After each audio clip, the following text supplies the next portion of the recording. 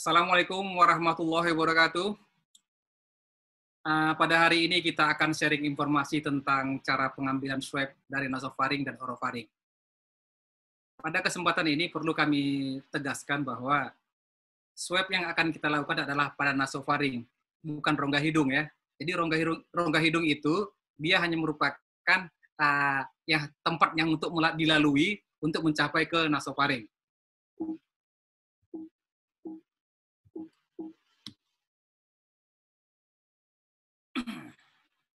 Sebelum kita bicara lebih lanjut tentang pengambilan swab nasofaring, kami mengajak sejawat untuk merefresh kembali tentang anatomi rongga hidung, kemudian struktur anatomi, dan kelainan anatomi yang potensial menjadi penyulit pada saat pengambilan swab dari nasofaring tersebut. Di dalam rongga hidung terdapat septum, kemudian ada konka inferior, konka media, konka superior, ada meatus, serta ada pembuluh darah, dan ada persyarafan. Kemudian kita lanjut ke dalam hidung, kita akan ketemu dengan koana, dan di belakang koana tersebut, itulah yang kita targetkan, yaitu nasofaring. Kadang-kadang kita sulit menghindar dari kelainan anatomi di rongga hidung, seperti misalnya adanya difesi septum, dan hal ini membuat rongga hidung akan jadi sempit. Jadi seperti kita lihat di gambar ini, idealnya septum itu lurus ke bawah terus, tapi karena ada kelainan anatomi seperti ini, septumnya menjadi ada tonjolan tulang. Jadi akibat tonjolan tulang tersebut, maka rongga hidung itu akan menjadi sempit. Sehingga ini akan menyulitkan kita ketika akan melakukan pengambilan swab dari daerah nasofaring. Contoh selanjutnya adalah terjadinya hipertrofi konka, seperti gambar ini, ya, di mana konka ini membesar, membengkak. Akibatnya, akses kita untuk ke arah nasofaring akan semakin menyempit dan terganggu. Kemudian contoh selanjutnya adalah ini abses septum, pembengkakan dari septum, yang mengakibatkan juga sempitnya rongga hidung. Kita juga bisa ketemu dengan pasien yang ada massa di dalam rongga hidungnya, contoh seperti adanya polip, atau bahkan inverted papilloma. Kepada teman sejawat yang akan melakukan tindakan swab pada daerah nasofaring, mohon berhati-hati pada kasus-kasus seperti ini. Karena kalau misalnya nanti dakronnya bisa menyentuh papiloma ini, maka ini akan terjadi potensial perdarahan dan agak sulit menghentikan perdarahan tersebut. Selanjutnya teman sejawat sekalian, sebelum kita melakukan pengambilan swab, ada baiknya kita mempersiapkan beberapa hal. Seperti misalnya formulir COVID, ya. Kemudian teman sejawat, formulir COVID ini harus diisi dengan benar. Karena kalau tidak diisi dengan benar, bisa jadi muncul persoalan nanti dengan hasil pemeriksaan laboratorium, bisa berbeda nanti hasilnya. Kemudian kita berharap teman sejawat, ketika melakukan pengambilan swab, wajib hukumnya menggunakan APD yang terbaik, ya, yang standar seperti ini. Kemudian kita perlukan kontainer untuk limbah-limbah infeksius, sehingga benda-benda yang tadi terinfeksius bisa disimpan dengan baik, bisa dibuang di tempat yang baik, sehingga tidak menularkan kepada orang lain. Kemudian kita pastikan kita punya dakron swab tentunya, seperti gambar ini. Selanjutnya ada cryotube, tabung untuk nanti keperluan setelah kita ambil swab dengan dakron tadi. Nanti kita masukkan dalam tabung ini dakron tersebut. Selanjutnya ada viral transport media, seperti ini. Kemudian selanjutnya spatel lidah. Dan yang paling penting lagi adalah marker atau label. Sehingga ini juga harus sesuai dengan formulir yang tadi, formulir COVID tadi. Selanjutnya varapilm untuk melakukan fiksasi di plester ini tabung dari swab yang kita lakukan tadi. Nah, selanjutnya kita masukkan ke dalam plastik-plastik seperti ini. Baik, teman sejawat sekalian, setelah persiapan ini selesai kita lakukan, maka bagaimana kita melakukan swab nasofaring yang baik? Saya sarankan bahwasanya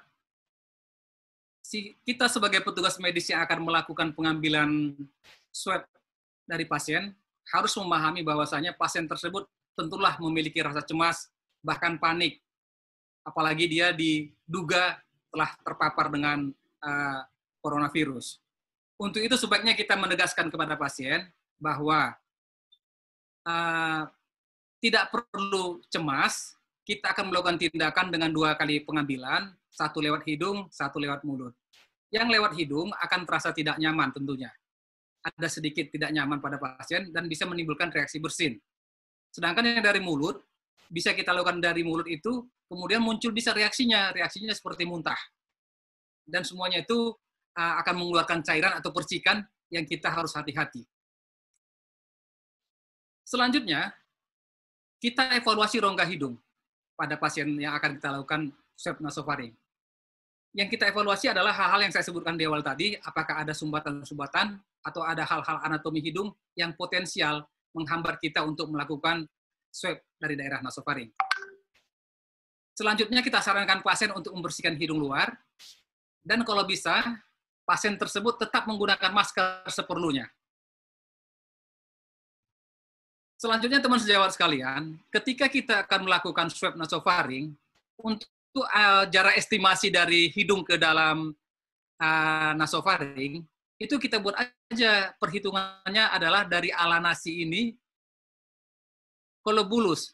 Kita hitung ini, kita kira-kira ancang-ancang kita berapa sentimeter jaraknya ke dalam. Kemudian yang paling penting lagi adalah ketika kita pegang dakron, swab, seperti ini kita lakukan. Jadi seperti pegang pen, ujung dakron ini keluar sana. Jadi ketika ada tekanan di sini, kita tidak perlu memaksa, dan ini otomatis akan tersorong keluar. Selanjutnya adalah, setelah kita masukkan dakron ke dalam hidung, lubang hidung, rongga hidung, maka kita lakukan penelusuran dasar hidung. Ke bawah. Kalau bisa ke bawah, seharusnya ke bawah memang, jangan ke atas. Kalau ke atas akan terbentur dengan struktur anatomi yang lain. Jadi seperti gambar ini, kita mengarah ke bawah. Masukkan dakron swab arah ke bawah, dasar hidung sampai ke nasofaring. Bagaimana kita mengkonfirmasi bahwasanya dakron swabnya telah sampai ke nasofaring? Dia akan terasa ada tahanan. Kemudian dakronnya kita putar 10-15 detik, dan kita keluarkan secara perlahan. Jadi sekali lagi kami bilang, kami ingatkan teman sejawat, kita buat posisinya dakronnya arah ke bawah seperti ini, sehingga nasofaringnya lebih mudah kita akses lewat dasar hidung. Setelah itu kita lakukan, maka kita masukkan pada dakron tadi, kita masukkan pada cryotube yang berisi VTM. Kita masukkan spesimen swab nasofaring pada tabung VTM. Kemudian kita pastikan kode yang pada spesimen swab sama dengan kode yang di formulir COVID. Dan ini bisa disimpan pada suhu 2-8 derajat Celcius sebelum dikirim ke laboratorium. Selanjutnya kita bicara tentang cara swab orofaring. Teman sejawat, yang pertama tetap posisi pasien tengadah seperti gambar ini. Selanjutnya kita suruh pasien membuka mulut maksimal. Setelah buka mulut maksimal, kita tekan lidah 2/3 dengan spatel untuk melakukan akses yang baik terhadap seluruh orofaring. Nah, selanjutnya kita lakukan identifikasi orofaring. Ini ada upula, kemudian soft palate, palatin tonsil, dan inilah dia orofaring. Kemudian kita lakukan pengusapan pada orofaring dengan dakron. Kita mulai dari belakang tonsil, kiri kanan, atau bahkan mungkin memutar lebih bagus. Jadi tonsil kiri kanan serta dinding faring. Kemudian kembali kita lakukan seperti waktu pengambilan spesimen nasofaring. Kita masukkan pada cryotube yang berisi PTM seperti ini. Kemudian kita lanjutkan mengirim ke laboratorium. Saya pikir demikian yang bisa kami sampaikan. Mungkin bagi teman sejawat yang ingin mendownload video tentang pengambilan swab ini, bisa di-download di Perhati KL ya. Kebetulan Perhati KL juga sudah membuat cara yang pengambilan swab ini. Jadi untuk lebih teknis mungkin bisa teman sejawat melihat dari videonya. Saya pikir demikian. Mudah-mudahan bisa bermanfaat buat teman sejawat semua. Assalamualaikum warahmatullahi wabarakatuh.